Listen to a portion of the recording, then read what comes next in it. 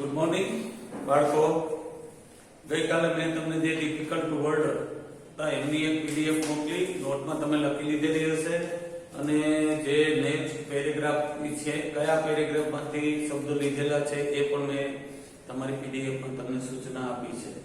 તો today we are going to read the unit number 4. Read 1, mind, body and medicine. We are reading that read, and it is very important. Read this sort of information, this sort of understanding we must have. Is it? So let's start the paragraph number 3. Some diseases. કેટલાક રોગો. કેવા કેટલાક રોગો એટલે like જેવા કે acute infection. Acute શબ્દ મેં તમને લખ્યો છે, આપ્યો છે. એક્યુટ એટલે શું? Acute infection. ઇન્ફેક્શન એટલે કે આ બે શબ્દો મેં તમને આપ્યા છે, પણ એનાથી કે ના. સમ ડિસીઝીસ લાઈક એક કયો રોગ? એક્યુટ ઇન્ફેક્શન એટલે જોરદારનું ઇન્ફેક્શન, ચેપ લાગે. Just like corona. કોરોના છે એ ઇન્ફેક્શન છે, ચેપ છે, પણ કેવો છે? એક્યુટ છે. એક્યુટ ઇન્ફેક્શન છે એટલે we are putting on mask on our mouth and we avoid social connection, social communication we ટાળીએ છીએ આપણે. એટલા માટે છે કે એ એક્યુટ રોગ છે, એક્યુટ ઇન્ફેક્શન છે. એવા રોગ have almost entirely physical causes, અને આ બધા પૂરેપૂરા કોઝ છે, પૂરેપૂરા કારણો છે. કોના? Physical diseases. અને ફિઝિકલ ડિસીઝ ના કોઝિસ પણ કેવા હોય? ફિઝિકલ હોય છે. એન્ડ કેન બી ટ્રીટેડ, અને એની સારવાર થઈ શકે છે purely on A physical level. એને ફિઝિકલ લેવલ ઉપર ફિઝિકલ ડિસીઝ હોય તો ફિઝિકલ ના ગ્રાઉન્ડ ઉપર એને ટ્રીટેડ થઈ શકે છે. Is it? તો એક્યુટ, હું તમને આવું ટ્રુ ઓર ફોલ્સ માં આવું છું. Acute infection is physical disease.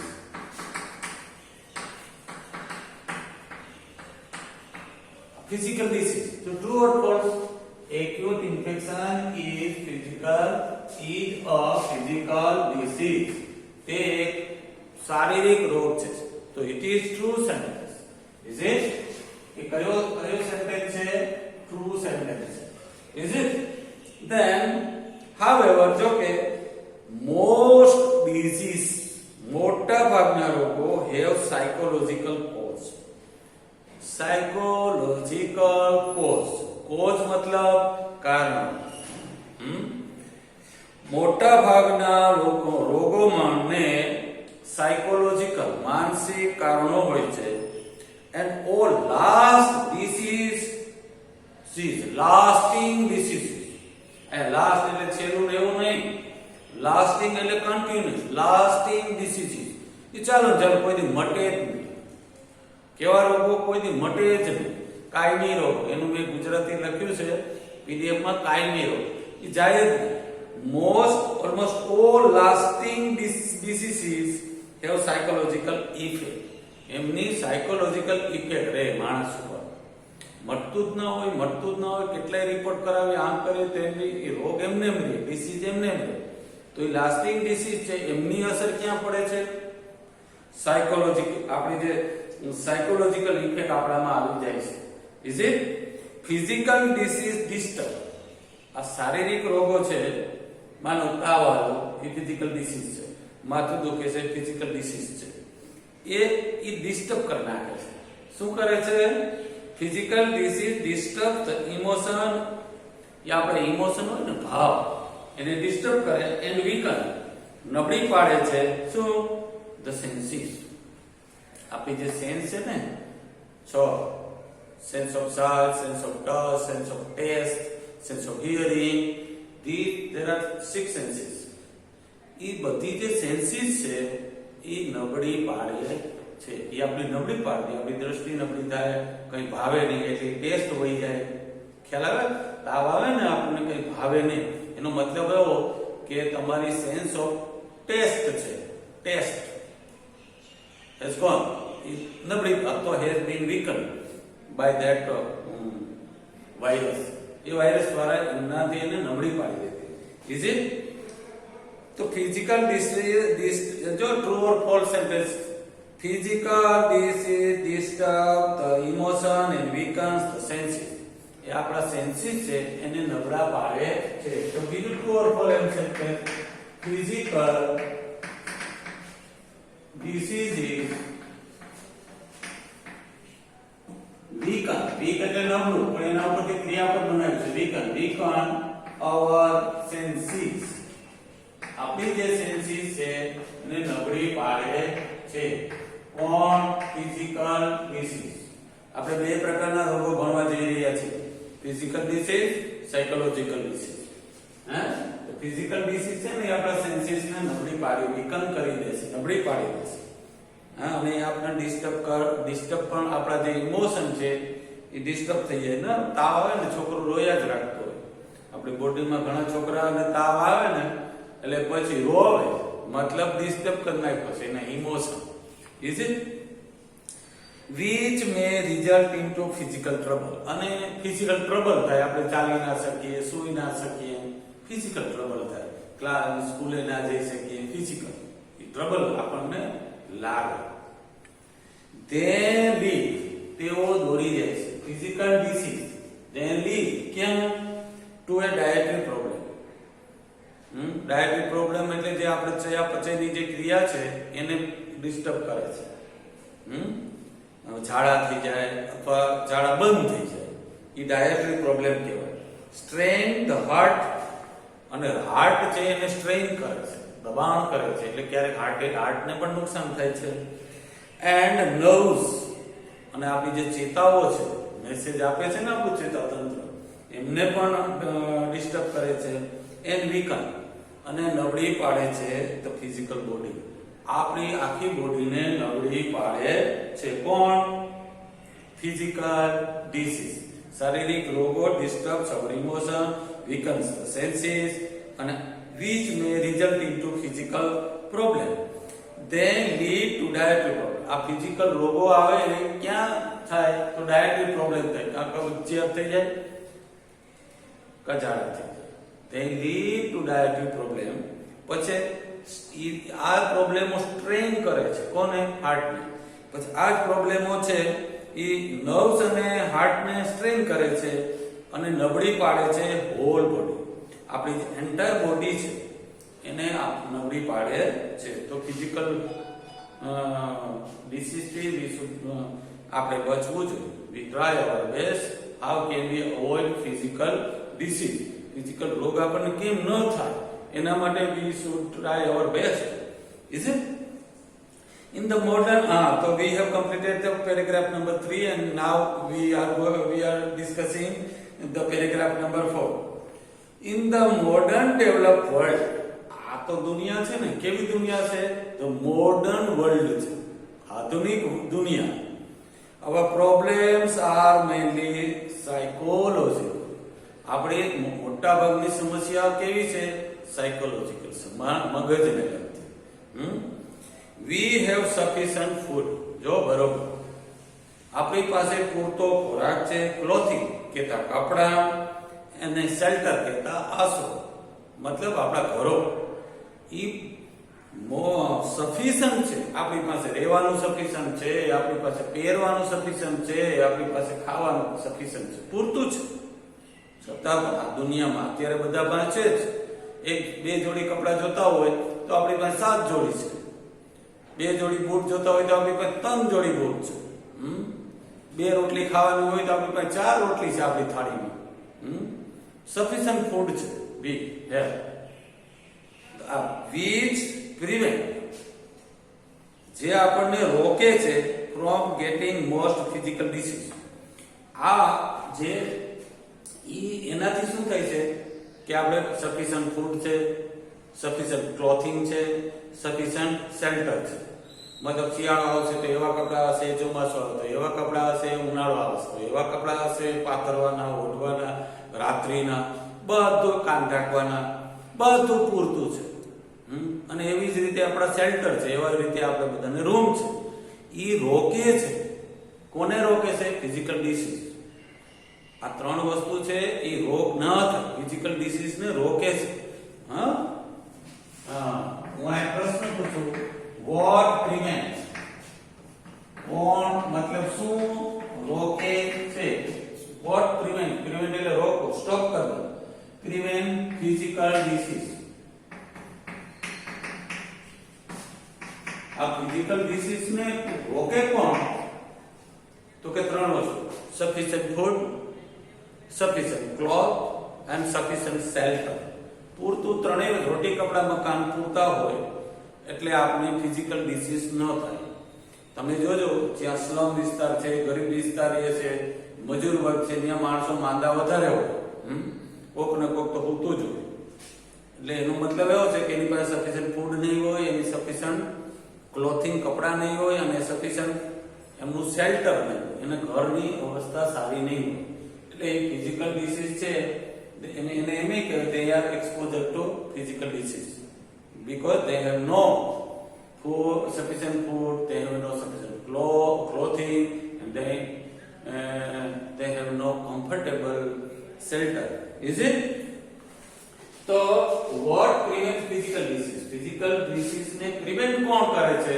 તો કે sufficient food, clothing and shelter prevent disease, physical disease. આ રોકી શકે. વ્યવસ્થિત આપણે પહેરીએ તો આપણને રોગ ના થાય. આપણે પૂરતા કોરોના કાળમાં આપણે બધા બચી રહ્યા છીએ તો સફિશિયન્ટ ફૂડ ખાવું જોઈએ, સફિશિયન્ટ ક્લોથિંગ હોવા જોઈએ. મતલબ ક્લોથ, આ માસ્ક છે એ ક્લોથ થઈ ગયું ને, તો એ પૂરતા હોવા જોઈએ. આપણા ઘરમાં એક માણસ પાસે 2-4 માસ્ક હોવા જોઈએ, આપણા સાદા કપડાને. એક ધોવાતો હોય તો બીજું, ત્રીજું, એક દિવસમાં 2 વખત માસ્ક. તો એક પાસે એ ક્લોથિંગ છે, સફિશિયન્ટ માસ્ક આપણી પાસે હોવા જોઈએ. તે પ્રિવેન્ટ, એવો આપણને રોકે છે. Not to be a patient of that virus. Is it? ખ્યાલ આવે છે? which prevent us from getting most physical disease. આ આપણને મેળવતા રોગોને પ્રિવેન્ટ કરે છે. though most of us, જો કે મોટા ભાગના આપણે have no major physical problem. આપણો મને મોટો આપણો ક્લાસ છે, 12મા વાળા બંને ક્લાસની વાત કરીએ તો આપણી પાસે 120 વિદ્યાર્થી છે. તો મોસ્ટ ઓફ અસ, આપણામાંના મોટા ભાગના have no physical problem. Physical problem આપણે નથી. વી સ્ટીલ સફર, તોય આપણે પીડાઈ છે ફ્રોમ સાયકોલોજીકલ અનરેસ્ટ. અનરેસ્ટ એટલે બેચેની, સાયકોલોજીકલ અનરેસ્ટ. ઉંમર શું થાય, ભાવશે કે નહીં ભાવે, આજે જમવાનું બપોરે ભાવશે કે નહીં ભાવે, મારથી સાયકલ ચાલશે કે નહીં ચાલે, લેસન મારે થશે કે નહીં થાય, નહીં થાય સાહેબ મારશે કે નહીં મારે. એ અનરેસ્ટ છે. રેસ્ટ એટલે આરામ, અન એટલે ન. એ આપણના શરીરને આરામ કરવા દેતા નથી. એટલે આપણે our body doesn't get rest. એ સતત ઊંઘ પણ ના આવે, વિચારો આવ્યા જ રાખે. એ સાયકોલોજીકલ અનરેસ્ટ કહેવાય. Is it? બધું આપણી પાસે પૂરતું છે. We have no physical disease, yet છતાં પણ વી સફર ફ્રોમ સાયકોલોજીકલ અનરેસ્ટ. આ દુનિયામાં, આ મોડર્ન દુનિયાનો આ એક રોગ આવ્યો છે. ધીસ અનરેસ્ટ, આ અનરેસ્ટ, આ બેચેની મે મેનિફેસ્ટ, કદાચ, મે એટલે કદાચ અને સંભાવના, પોસિબિલિટી, એ ઉજાગર કરે. શું ઉજાગર કરે? As feeling of loneliness. જો આ એક રોગ છે, આ બેચેની બધી લોનલીનેસ છે. અત્યારે કોઈનું કોઈ નથી, ઘરમાં એકલા બેસવાનું. દાદા દાદી હોય તો એ બિચારા એકલા રહેતા હોય, એના છોકરા ક્યાંય રહેતા હોય, એના પૌત્રા ક્યાંય રહેતા હોય, અને દાદા દાદી એકલા, લોનલીનેસ હોય છે. અથવા ભાઈ એકલો નોકરી કરતો એ લોનલી હોય, એકાંત, બધા એ રોગ છે. એની ફિલિંગ એવી આવે, લોનલીનેસ, કે હું મને કઈક થાય છતાં અહીંયા મારું કોણ, એ ફિલિંગ આવી છે. Not being loved or appreciate, કોઈ મને પ્રેમ કરશે નહીં, કોઈ મને એપ્રિશિએટ નહીં કરે.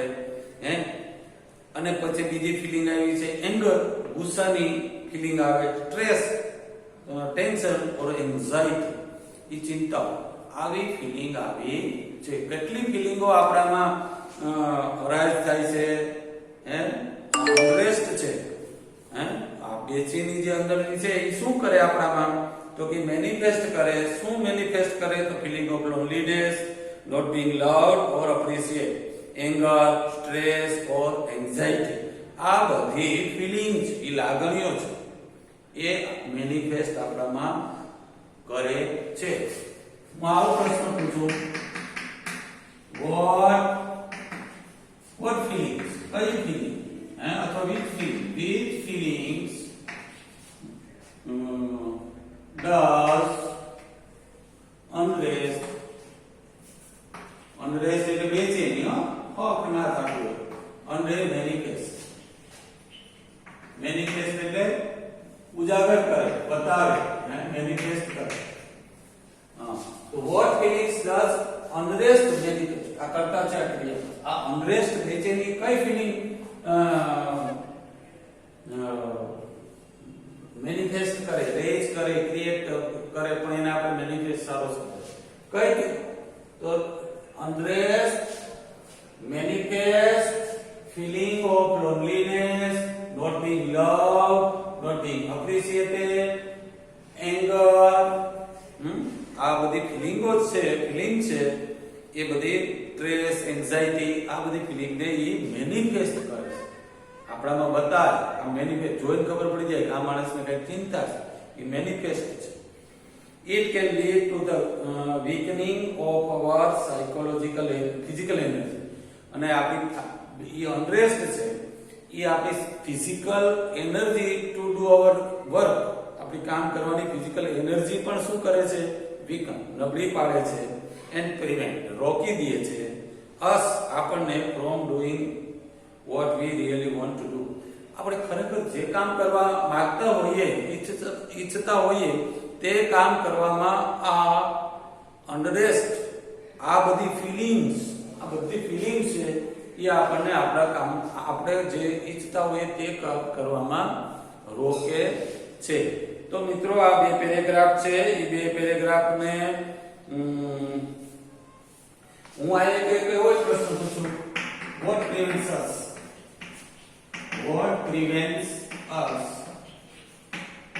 કઈ વસ્તુ, અહીં વોટ એટલે વસ્તુ, કઈ વસ્તુ રોકે છે us આપણને from doing what we want. આપણે શું ઈચ્છીએ છીએ તે કામ કરવામાંથી આપણને કોણ રોકે છે, તો કે ફિલિંગ. કઈ ફિલિંગ, તો feeling of loneliness, feeling of not being loved, feeling of not being appreciated, feeling of anger, feeling of stress, feeling of anxiety.